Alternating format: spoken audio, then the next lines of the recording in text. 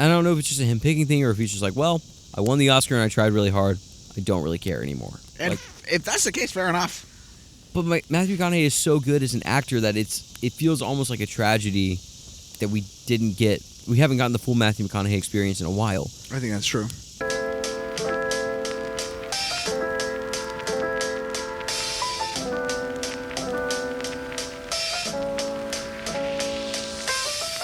Drew, I had an urge. Do you want to know what this urge was? I am on the edge of my seat. I wish I had some form of stringed instrument, be it a banjo or a mandolin or something of the sort. Yeah. So I could serenade you to open this podcast. Alas, I have none of those instruments, and I can't really sing that well or play a guitar at all. So welcome back to Stole My Line, a Fireside film podcast. Normal intro. I'm Grant. And I'm Drew. This is the only outdoor movie podcast, and we are talking about the Rivals of Amziah King. Yep. Which is a long title that probably wasn't suited well for marketing, which we will talk about. But this is a movie that just came out. This is a movie that just came out, starring Matthew McConaughey. Yes. And Kurt Russell's here. he is in this movie. Which is random. And Cole Sprouse. Cole Sprouse is here. And the guy that plays Flash in the Spider-Man movies, like the Tom Holland ones. Yeah, he's here too. Oh, gosh, what is his name? I can't even remember. Hold, please. Bad. Tony Revolori. Tony Revolori? Sure. He's in this movie. So, assortment of characters. And stars Matthew McConaughey. We'll talk about it. What'd you think of this movie? We're going to do like a 2-minute, no spoiler kind of vibe. Then our rating. And then we'll get into this movie because it's hard to talk about this movie without spoiling it. If you don't care about spoilers, watch the whole video. If you do care about spoilers and you really are excited for this movie, I would recommend only watching our non-spoiler portion. Yep. Thank you for being here if you're watching this video. My thoughts on Rivals of Amziah King, no spoilers, is that this feels like two movies in one movie. Yep. And the first movie I loved.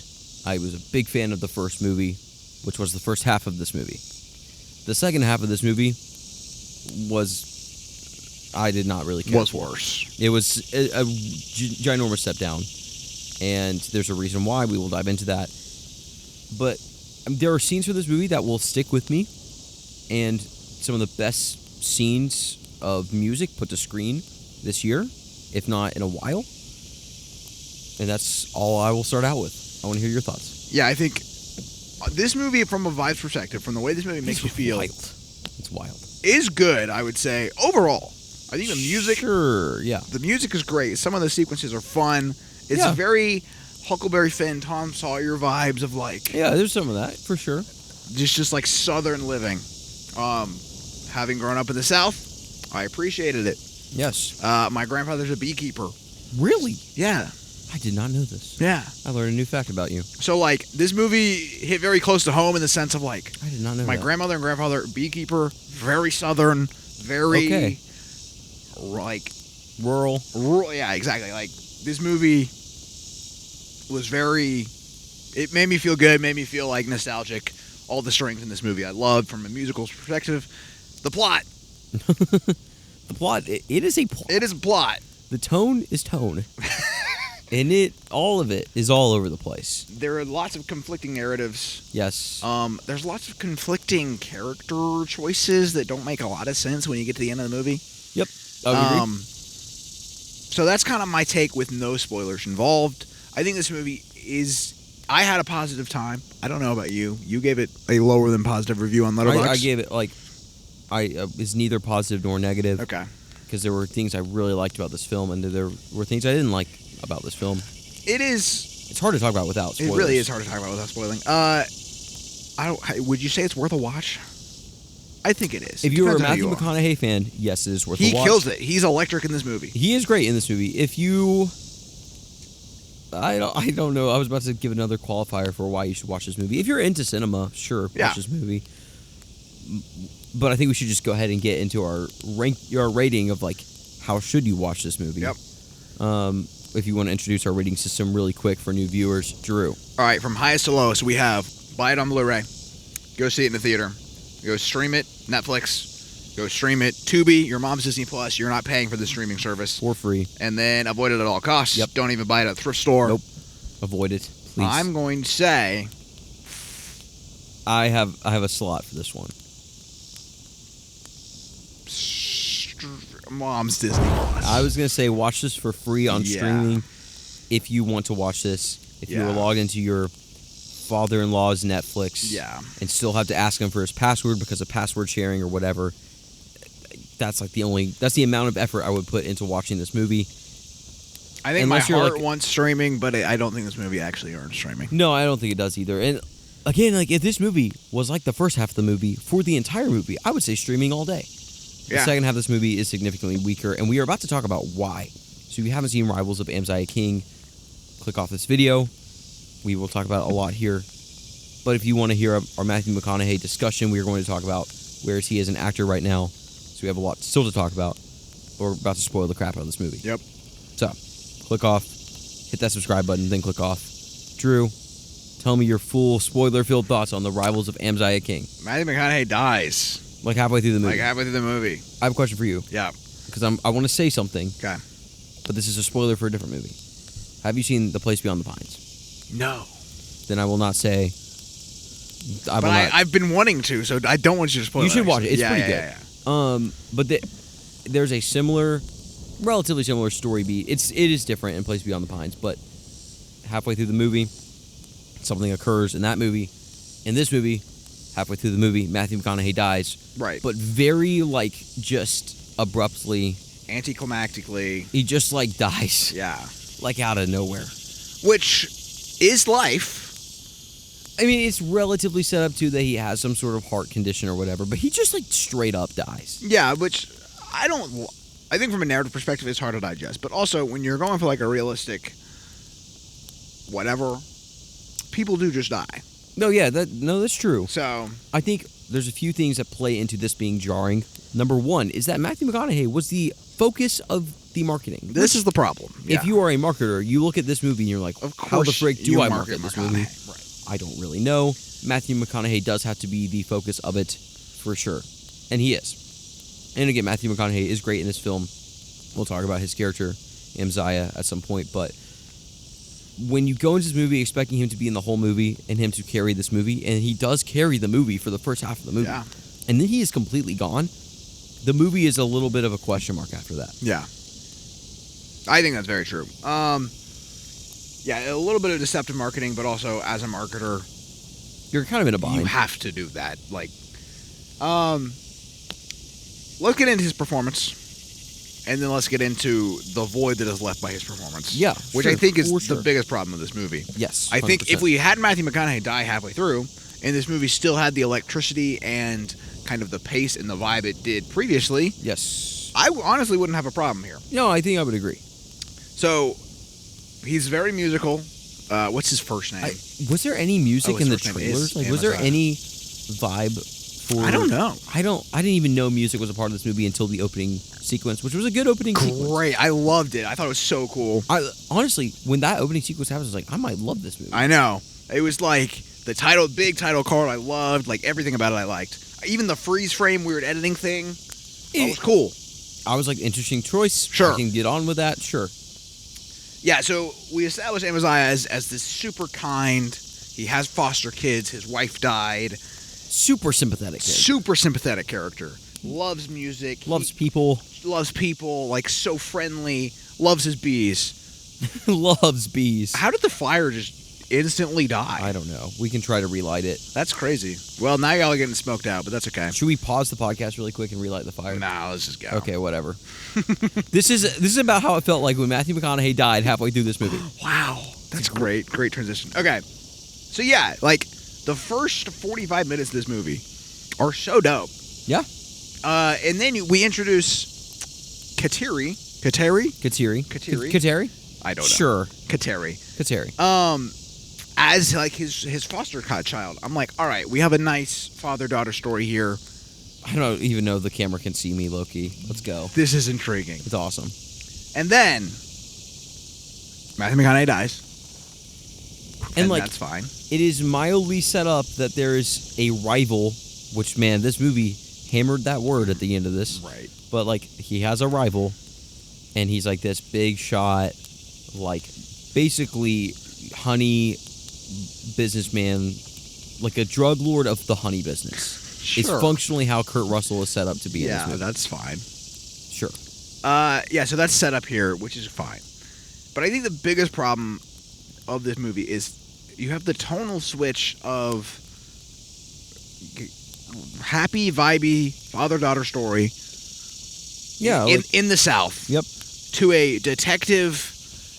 Kateri becomes a double murderer by the end of this movie, and we're supposed to feel sorry for her. And the other thing, yeah, I mean, we got to dive into the character writing 100% here, but I feel bad saying this. But Angelina Looking Glass, which is, I think, her name. Yeah, is it Angelina? Yeah. She is, like, solid. Yeah, she's good. As the side daughter character. She does not bear the weight of this movie. Like, she just cannot hold it. Yeah, I think that's true. And I don't think it's entirely her fault. This movie loved having long, slow-mo pans of her smiling. It did. It just loved them. Loved them. I was like, oh, there's another one. Like, every sequence, it was just slow-mo. We're going to pan across her face smiling. Yeah. And I'm like, okay. It is unfortunate, but she just can't really carry the weight of this movie. And which, by the way, this movie has a lot of weight that needs to be carried, and was carried by a very charismatic Matthew McConaughey for the first half. Yep. So then he's gone, and then it is dropped on her shoulders, and the movie's just not cut out for it, in my opinion, at all. No, I agree. I think that exists. Like, I don't think she's a strong enough actress to fill the Matthew McConaughey void, which, honestly, I don't know if many people in Hollywood are strong enough to fill a Matthew McConaughey void. And again, like, I just don't... people might hear us, like, blaming her. I don't think it's her fault. No, I don't think it's her fault. Entirely. Like, maybe her performance could have been better in some areas, sure, but, like, I think part of it is the writing and the filmmaking that it really puts the weight on her, and it just cannot... The movie just kind of falls in on itself. Yeah, I mean, like, when you pivot to this detective story, which is fine, like, I don't hate it in the sense of, like, he dies, that's fine, let's figure out who it is. Okay, great. But then it's really long, really drawn out, and like, her murdering two people, it's wild. Is a massive leap. And, like, I think when we go into the detective story, we've lost basically any sympathy for her as a character. Sure. Because, yes, she does kind of go to very extreme measures to have some resolution. But here's the other thing. Matthew McConaughey isn't shot. He's not brutally murdered in this bee theft. He just dies of a heart attack, and it's like a happenstance. And then it becomes a revenge story. This isn't like The Revenant where, oh, it makes sense that Leo DiCaprio wants revenge in The Revenant. It's not like that. Like, her, foster father just died of a heart attack, and it happened to be at the same time, but it's not even really, like, yes, the stealing was bad, but it's not Kurt Russell's fault or anything. Right. So, I don't know. That really rubbed me wrong. No, I think it's true. So, yeah, I think it was a massive leap when she killed the first beekeeper in the heat thing. That was crazy. I was like, okay.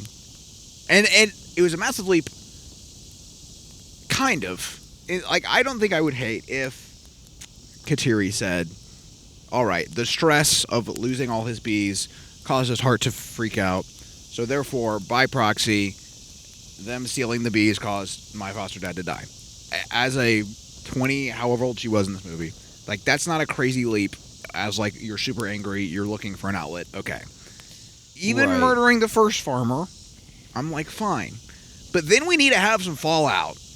There's none. And there's absolutely none. They're like, it was a freak accident. Like, for this child to make these decisions, or this young adult to make these rash decisions, I think it's fine from, like, a stupid teenage perspective. But then the fact that we don't have any fallout, she has no remorse, and she just kind of does it again. Mm-hmm. I think that's bad writing.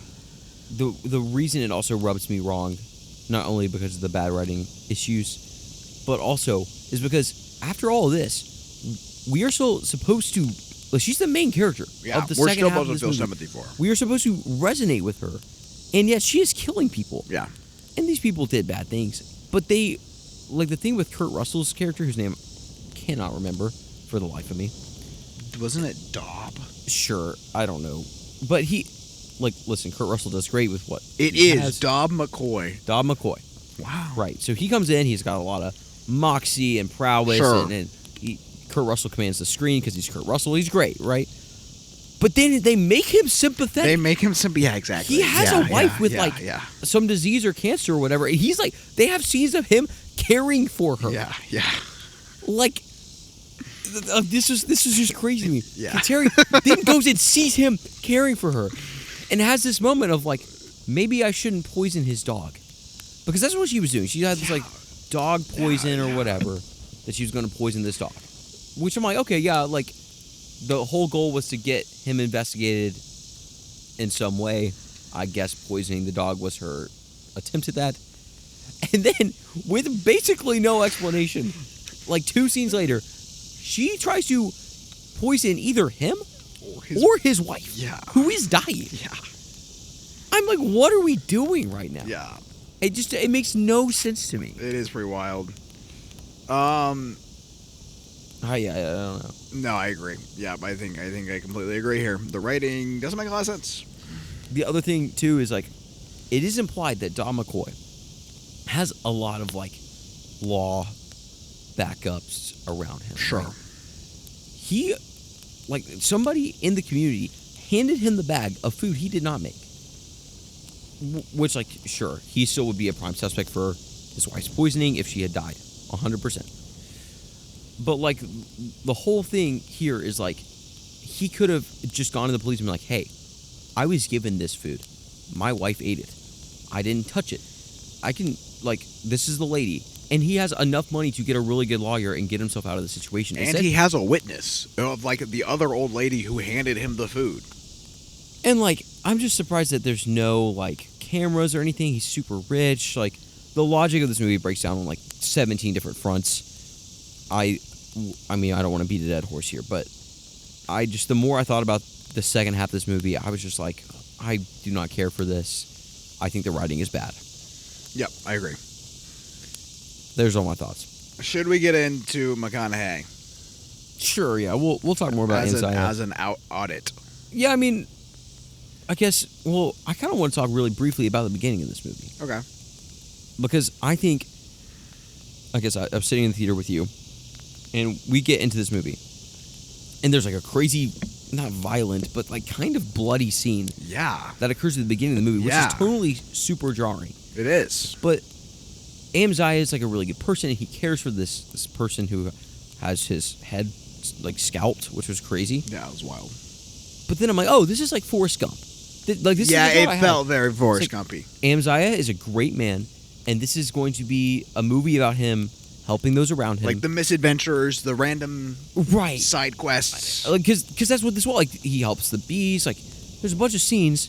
I'm like, okay, this is the movie. This is a Forrest Gump movie. I can get on board with this. 100%. There's these great music scenes. And then he dies, and the movie completely switches. And none of the earlier scenes have a lot of weight after that, because the movie doesn't know what it is. Yeah, it's true. But I liked those early scenes. I did too. Yeah, I thought they're great. I like the early scenes. I thought this movie was funny in the beginning. I thought Matthew McConaughey was very funny. He had some line. He drops the F-bomb, and then he goes, "I'm a born-again Christian, and I haven't done that in 2 years." I'm like, that's funny. Yeah. That's hilarious. There's great lines in here. So yeah, I was like, I am so on board for like kind of this Atticus Finch character. Yeah. This southern older guy on these side quests. And then he dies, and the movie completely pivots, and yeah, I completely agree. We're beating a dead horse, but I think like the music scenes at the beginning of the movie were genuinely great. Awesome. Incredible music I would like leave and listen to. Yeah. So, before we get into McConaughey really quick, do you want to know a fun fact about this movie? Yes, I do. We're from the southeast United States. It's true. If you had to guess, what state do you think this was filmed in? Oh. It's a pretty, like, it is a southern state. Texas. No. You're relatively close? Louisiana. Okay, getting closer. I'll just go ahead and tell you. Georgia. You're dancing around it. It's Alabama. Okay. So it was filmed in Alabama. This movie looks like it was filmed in Alabama. Sure. Do you know what state this movie is set in? Okay, Nebraska. No. This is set in rural Oklahoma. And this is maybe more of a personal gripe. Really? Oklahoma is not the South. No. And I have driven through rural Oklahoma, like, extensively. You know what Oklahoma does not look like? It does not look like that. No, it doesn't. I don't know why they didn't just have it set in Alabama.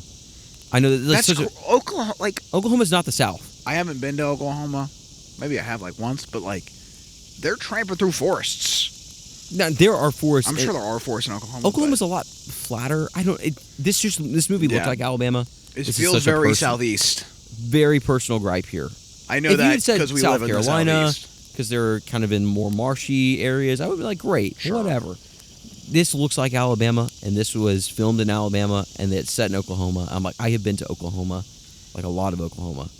I don't know, maybe there are areas that look like this, but that was just a personal gripe I had. Yeah, fine. Sorry to bring that up. No, I think that's valid. Yeah. As somebody who lives in the Southeast, I wanted to mention that. Yeah, yeah.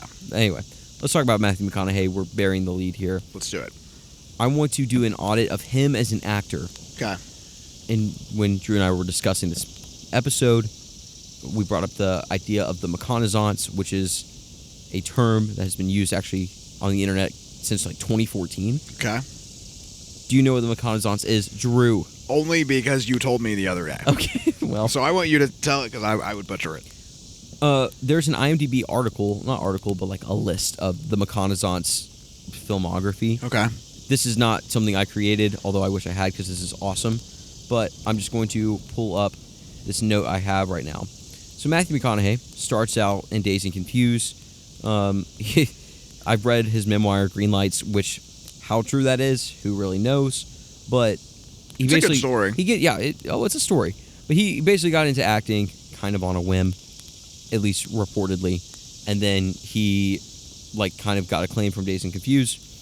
And then he did this movie called Time to Kill. He did a bunch of other stuff. And then he went into this rom-com phase. So the rom-com phase was like early 2000s. He did The Wedding Planner, How to Lose a Guy in 10 Days, Failure to Launch, Fool's Gold, Ghost of Girlfriend's Past. This is from dates 2001 to 2009. He did other movies like We Are Marshall in here, but he wasn't like a serious actor. Then he takes a 2-year break. And from the years 2011 to 2014, he releases a string of overall solid to incredible things. Are you ready? I'm going to read this off. Okay. The Lincoln Lawyer, Bernie, Killer Joe, which I hadn't heard of, The Paperboy, which I had not heard of. Paperboy, I think, had the lowest reviews of all these. Then he released Mud, Magic Mike, Dallas Buyers Club, for which he wins an Oscar. Yep. Wolf of Wall Street, True Detective, Interstellar. Holy moly, dude. That's insane. What a run. What a run, dude. When people, the fact that this stretch of movies and then True Detective has a name, the McConaissance, it is worthy of that. Yeah, name. for sure. And then Post-Interstellar. I think he has one of the craziest quote-unquote fall-offs of all time. I say fall-off mostly because his peak was so high. Sure. Here is a list of Matthew McConaughey works since Interstellar. Are you ready? Yes. I want to hear how many of these you've heard of. Okay. Probably a handful, but The Sea of Trees. Never heard of it. Free State of Jones. What is it? Free State of Jones. Nope. Kubo and the Two Strings. Yep. I've seen that one. Didn't even know he was in that movie. Yeah, he's it's been way too long. Not even gonna try. Sing. Didn't know he was in Sing. He's the main mouse guy, or not mouse, the koala guy. He's like the main dude. Sure. Anyway, all right. Gold. Don't know what that is. Nope. Maybe I do, and I just don't off the dome. The Dark Tower, which is a very not great Stephen King adaptation. White Boy Rick. I've not seen. Serenity. With Natalie Portman. Sure. Maybe? I haven't seen it. The Beach Bum, which was apparently a kind of a low point. Between Two Ferns, the movie, he did a cameo in. Then The Gentleman, Guy Ritchie. Yeah, okay. Sing 2. Sure. Paycheck. And he had a cameo in Deadpool and Wolverine. I'm just going to stop there for a second. That's wild. Going from the McConaissance, of all of those highly acclaimed performances in my book, to this is kind of crazy. Yeah. But here's the thing. Recently, he's kind of gotten back into more serious acting, I would argue. And he released The Lost Bus and now Rivals of Amziah King. I haven't seen Lost Bus, but it has 88% on Rotten Tomatoes and an IMDb of 6.9. And Rivals of Amziah King is 90% on Rotten Tomatoes right now at time of recording, which is kind of wild. And then IMDb of 7.4. And then he has a new show called Brothers coming out, which is based on, I guess, kind of the fake imaginary lore between Woody Harrelson and Matthew McConaughey, that they are brothers. This is But hilarious. it's a fictional show. And I'm on board for this. It's premieres September 23rd. I'm actually kind of excited. That's a super funny concept. So how do you feel about Matthew McConaughey, his career, him as an actor right now? I haven't seen basically any movie you listed past Interstellar. Okay. Except for the animated ones. But I will say this. In this movie specifically, his performance is phenomenal. I would agree. It is so good. It is very McConaughey, meandering all the things. But, like, I'm okay if you're on brand. Yeah. I don't care. Yeah, as long as your brand is good, and McConaughey's brand is good. Yeah, I would agree. Now, the problem with this movie is he's not in it. Really. Yeah, honestly, the issue is literally not him. The lack of McConaughey. Yeah, for sure. It is wild to me that he hasn't been able to choose well, if that's the problem. I think he's like, you look at Matthew McConaughey, the celebrity now.